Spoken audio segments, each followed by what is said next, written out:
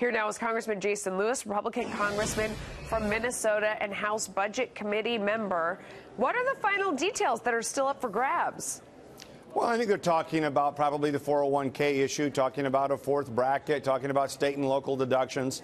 But there's unanimity on compressing the brackets. So we go from 7 brackets to 3 or 4. We drop the pass-through rate 40%. We lower the C-Corp rate from 35 to 20. And we simplify taxes for the vast majority of filers who don't have to itemize, doubling the standard deduction. They can fill out their taxes on a postcard. There's no debate about those things. Yeah.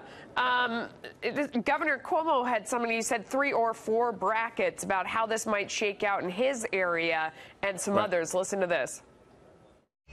It's the exact opposite of what they promised. You raised taxes in New York. You put us at a structural disadvantage. And I thought the Republican Party was all about lowering taxes. You now have a Republican Party that says we're going to tax the taxes you pay. It's double taxation.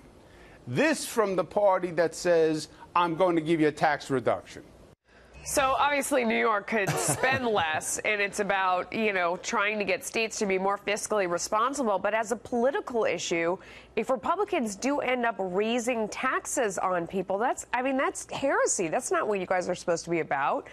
Doubling the standard deduction dwarfs the state and local taxes for the vast majority of families. We're going from $12,000 to $24,000 in a standard deduction, a $12,000 increase in that deduction. You're still raising taxes on a bunch of people, and you're going to hear from them. I mean, how can you raise taxes on anybody? Actually, no, it's not.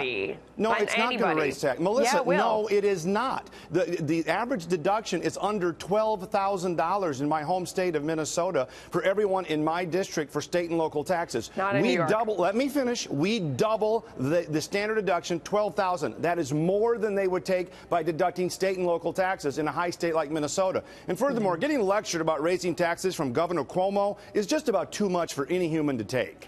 We all know there are, trust me, I hear you. But there are a ton of people in Manhattan who are going to see their taxes go up. I'm not asking anyone out there to cry for them.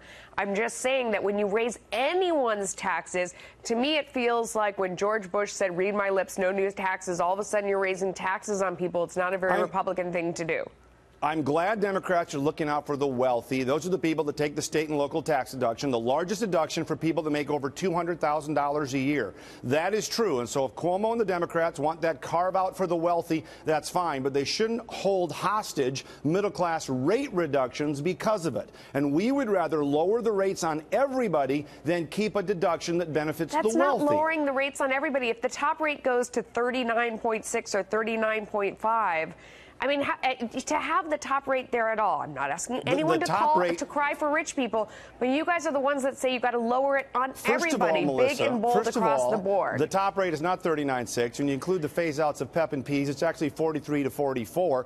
But the reason there's any talk about keeping it at 39.6 is because we can't get rid of the deductions that Cuomo and you were talking about. If you could get rid of those deductions, that's $1 trillion in revenue. You wouldn't have to have another rate. But they're saying, oh, you can't get rid of that. Well, where are you going to find the revenue under reconciliation rules then? I mean, you talk about the reconciliation rules. I mean, you guys are all hamstrung by the rules that you've created. You're the ones that write the rules. So when you say that you're bad, you can't do this and that because of the rules, just change the rules. Well, because Chuck Schumer and the senators from New York and California want to protect this last tax break for the well-to-do. And as long as they do, you can't get anything done with 60 votes, so you have to do it with 50. That's reconciliation. I don't think that was an answer to my question, Congressman, but thank you. We appreciate your time. Thank you. Reagan, we're trying to look out for the majority of the country.